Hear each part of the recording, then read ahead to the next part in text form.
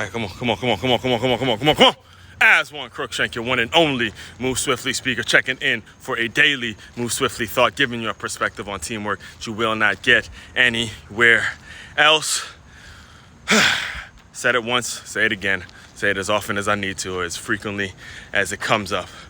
You don't rise to the occasion, you fall to your level of preparation. Started off this run really dragging. Legs was kind of tired, been running around with the kids. We took the kids, I teach for those of you who don't know, we took the kids to the zoo yesterday, and my legs got a little more running around than they normally do, so you felt it in the morning, just like I was telling you guys Sunday. Felt it, and I was wrestling. The first thought I had when I took my first step today was only 6 miles, ended with 7 miles. Ended with 7 miles. I was flirting with possibly 8, but ended with 7 miles, even though the first initial thought in my head when I hit the pavement, my feet hit the pavement this morning, was 6 miles. We throw in an extra mile there just because, again, we fall to your level of preparation when it's something you do every single day, every single morning, every single time you get an opportunity.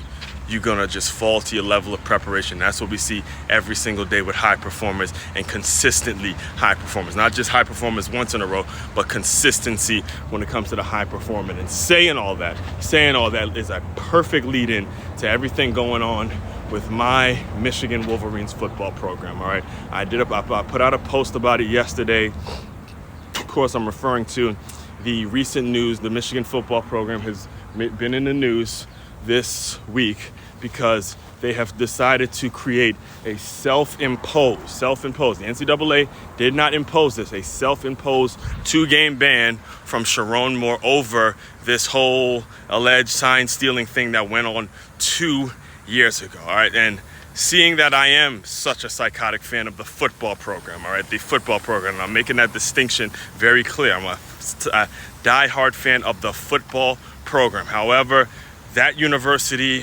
athletics, and the universities in general, and all the politics and the PR bullshit that goes on with these colleges, and this isn't just this is every single college, and why I've had issues with colleges my entire life, and just the mindset of your school and what they do to save face and what they do for good PR and all that bullshit. Okay, this is why I make it clear that I am a psychotic fan of the football program, because the football program are the people that are actually making the sacrifices as the entity in itself. All right, so when I talk about the situation, I try to be very impartial. I try to look at it from the Ohio State's fans' perspective. I try to look at it from the, hey, I get I'm a fan, but I more so care about the integrity of the game, and I try to play the side of the rival schools. I try to play the side of the Michigan States or the Ohio States that want to see Michigan go down for this, or want to see Michigan get the harshest penalty possible for this, and I try to see it from that perspective. And again,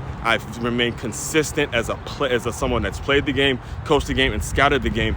I don't see how, let's just say Connor Stallions did what they said he did. All right, so for those of you who aren't clear, Sheronne Moore got suspended basically for deleting text messages. Basically what got said is he deleted some text messages that he received, a threat of, I believe the report was 54 text messages he deleted from Connor Stallions. And when the NCAA got a hold of those text messages, they obviously can't delete anything that's on your phone anymore, but they got a hold of the text messages, and even though there was absolutely nothing incriminating in the text messages based on the reporting, still Michigan decided to create a 2-game suspension from Sheronne Moore. So again, obviously there's something there. There's fire there. Where there's smoke, there's fire, and especially if you're a rival side or you're Ohio State fan and all that, I get it. Hey, that's an admission of guilt. That's a proof that they did something wrong and he knew that something was wrong, all that kind of stuff. And I hear that argument. Where I get really confused about the situation is I'm still confused as to how that at all is going to lead to the consistency of the way the program has been winning year after year. Aside from this year where they pretty much lost their entire roster, they still beat the national champions, the Ohio State team, the team that went on to become the national champions.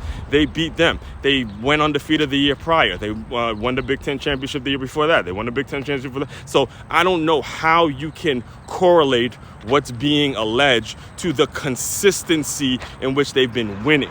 That is my argument, because when it takes to win games is it takes film study. It takes you actually reading your underkeys. I have a channel on this very platform on YouTube that is titled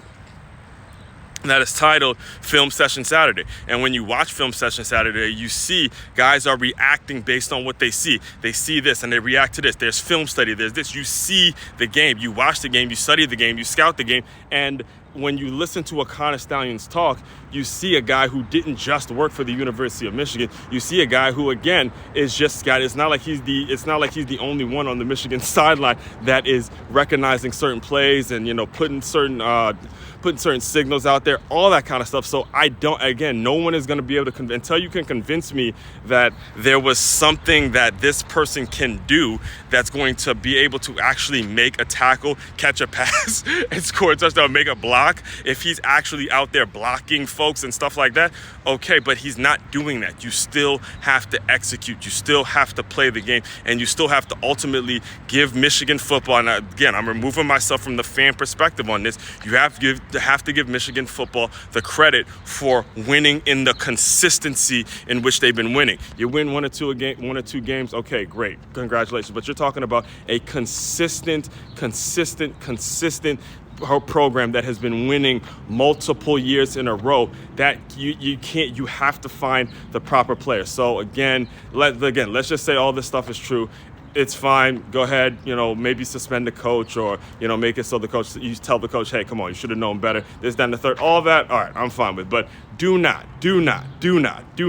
act like those players, those men who busted their ass, woke up every morning, busted their ass, worked, trained, did everything they did to win consistently. Do not punish the people that played the game and did what they have to do for their families, and they built their name on this program and the reputation and all that. Don't start tarnishing the players, man. That's bullshit. All right, I'm just saying right there. Don't start, and that's something I'd say both to NCAA and the Michigan Wolverines athletic programs. It's bullshit because it's starting to tarnish what the players have gone through and the way they busted their ass for 4 years there and built up a reputation amongst the programs that is all about integrity, accountability, and working hard to get your ass in and win games consistently.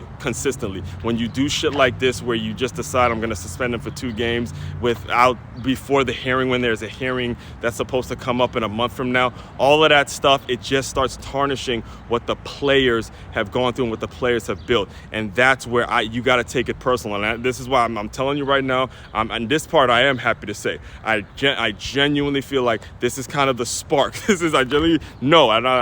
feel it in my bones. This is the spark that these players, these Michigan, the ones that are playing in the locker room currently, the Michigan Wolverines that are playing in the locker room currently, this is where you get that motivation, and this is where you start looking each other in the eye as men, as players, and say, let's go get this chip. Let's go get this natty. Let's go, because they're continuing to do this shit. They're continuing to try to tarnish our name and play with what we're about. You got to take that personal. Take it personal. So college football is here, baby. I ain't even been, listen, the NBA playoffs is fun to watch and all that, but college football, oh, you better believe it. Go motherfucking blue. Go blue. Go football program. Again, I'm going to preference it by saying football program specifically, go blue, all right? All that being said, main website to check out to dive deeper into all my work, makeyourmove.com. That's makeyourmove.com. One-stop shop for your teamwork and your self-development needs. As one, Crookshank, your one and only Move Swiftly speaker. Checking out. You guys continue to move swiftly. We will talk more soon.